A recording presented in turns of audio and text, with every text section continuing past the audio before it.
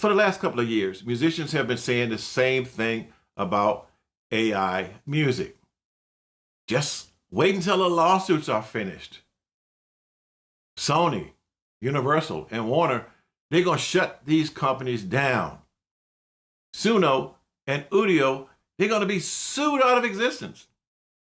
And once the courts get involved, this whole AI music experiment is going to be over, man. But there's one major problem with that prediction.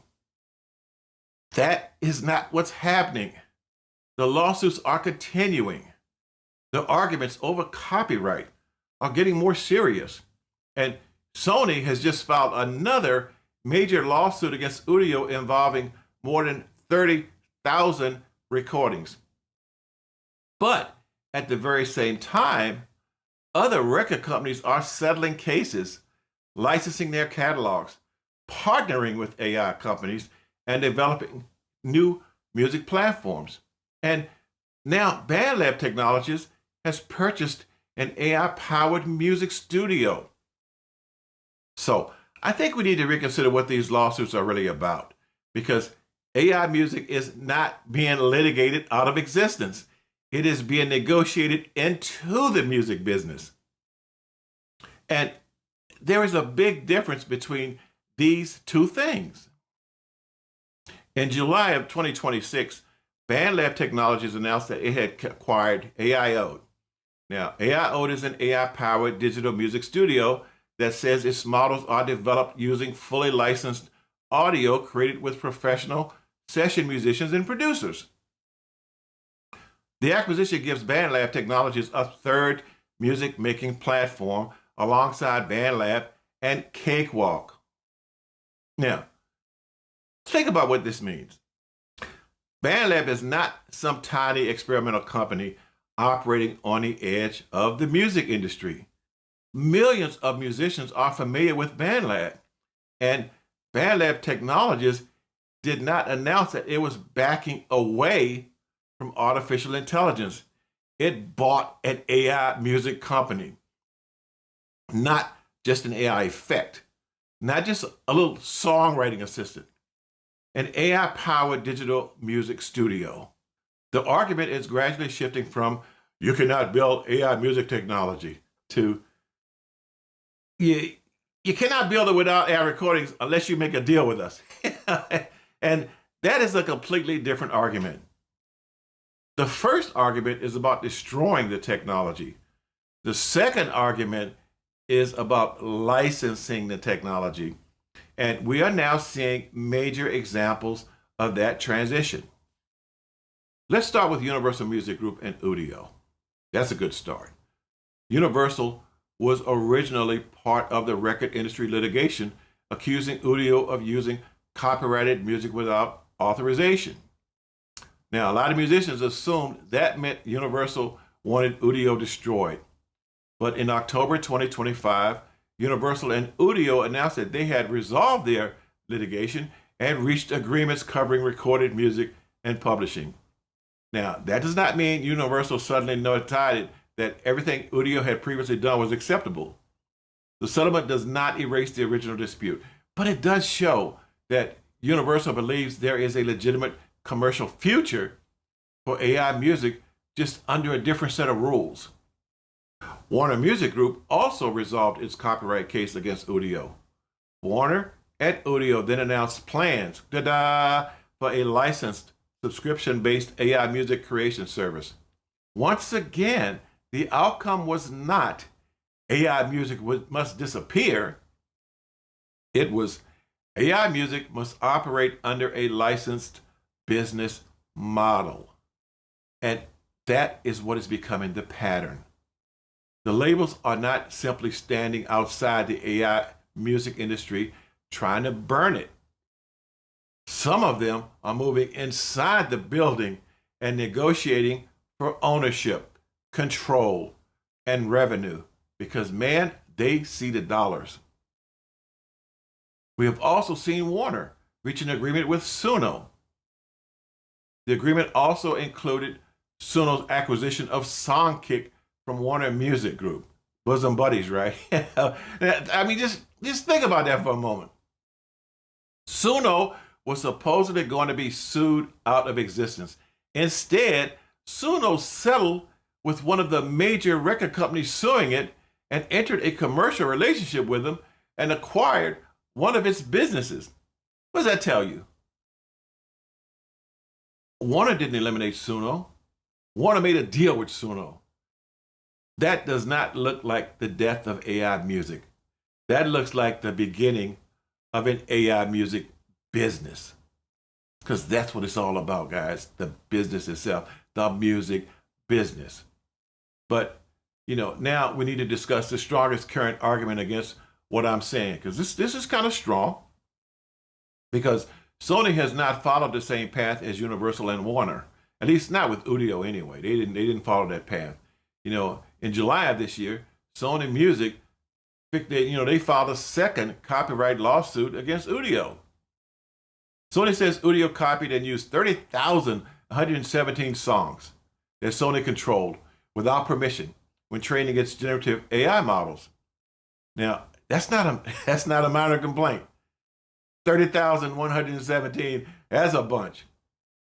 And because statutory damages in the United States can reach as high as $150K per work in cases of willful infringement, the theoretical maximum exposure could run into billions of dollars. Sony originally tried to add these recordings to its existing lawsuit against Udio, but the judge said no. They wouldn't allow Suno to add such a large number of new works at that late stage of the original case, because doing so could significantly delay the proceedings. Sony is arguing that Udio allegedly copied their recordings without authorization and used them to build a commercial product. That still brings us back to the same central questions. Where did they get permission from? Who gave them permission? What was copied? Was it licensed? And the big all, who gets paid? As always, at the bottom line of everything, right?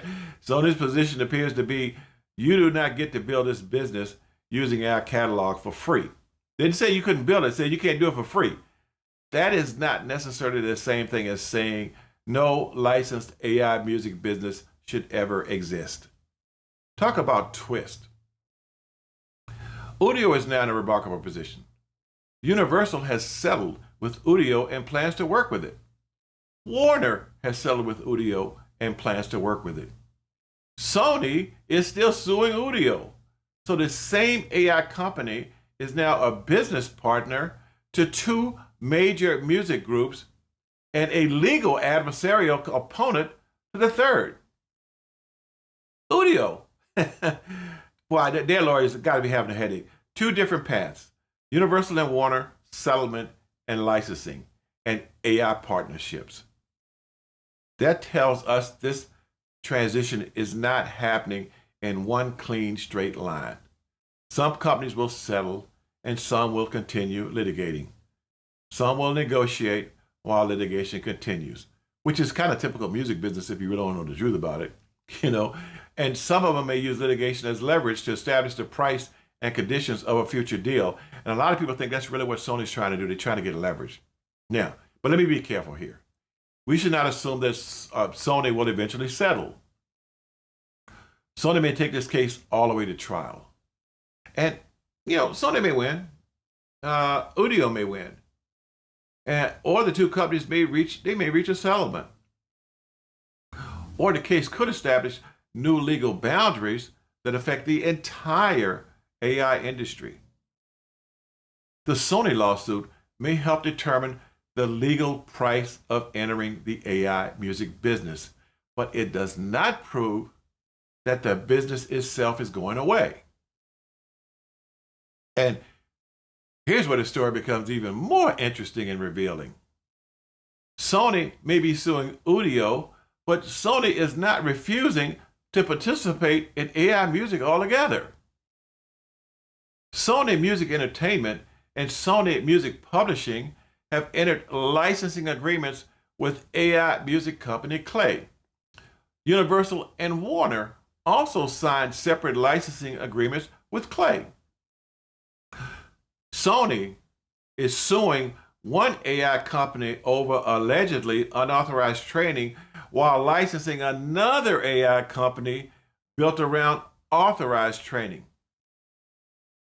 That makes Sony's position much clearer. Sony is not necessarily saying AI music must never exist, but Sony's own actions show the company distinguishes between unlicensed AI and licensed AI, and it is suing Udio and it is licensing Klay. Isn't that something? Here's the deal, folks. That's not a contradiction. you know, that's a business strategy. That's exactly what it is. Just purely a business strategy. Remember how these guys settled all their accounts, everything, and didn't give the artists nothing? Because it's the music business. That's why. Universal settled with Udio.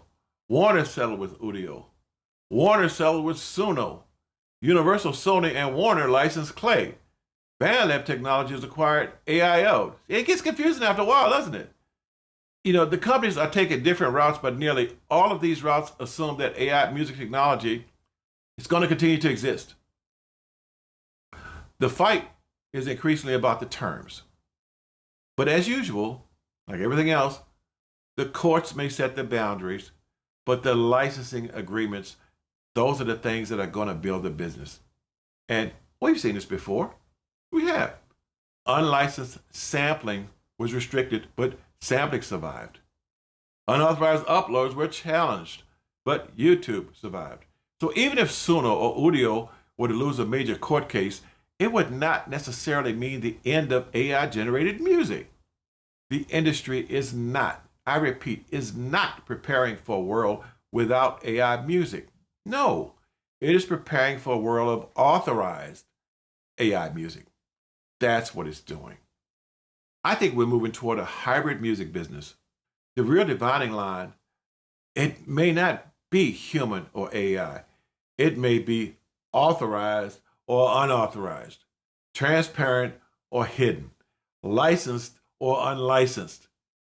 These are more useful questions than simply declaring that all AI music is either wonderful or AI music is evil.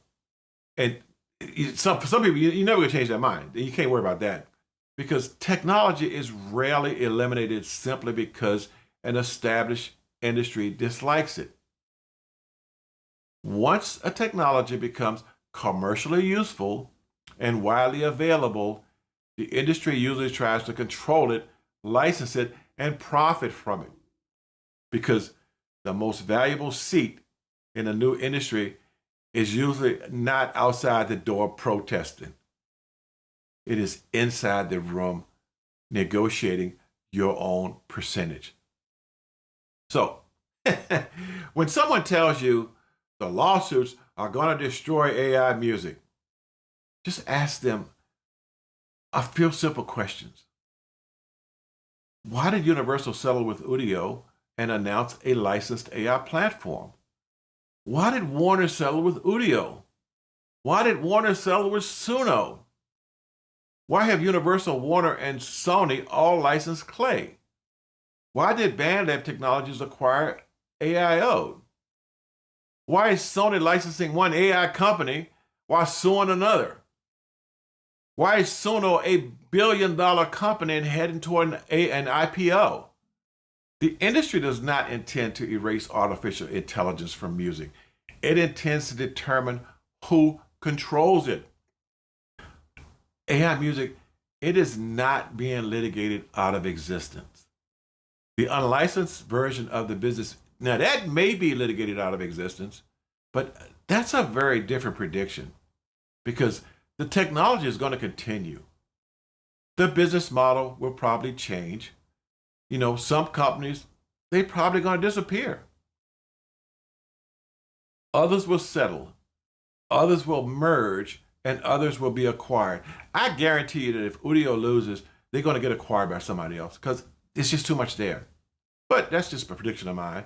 But the companies that successfully combine AI technology with legitimate licensing will probably become the foundation of the next music industry.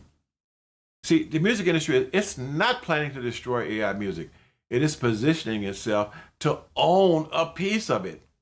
And that, my friends, may be the most important point and the most important part of this entire story I've been telling you.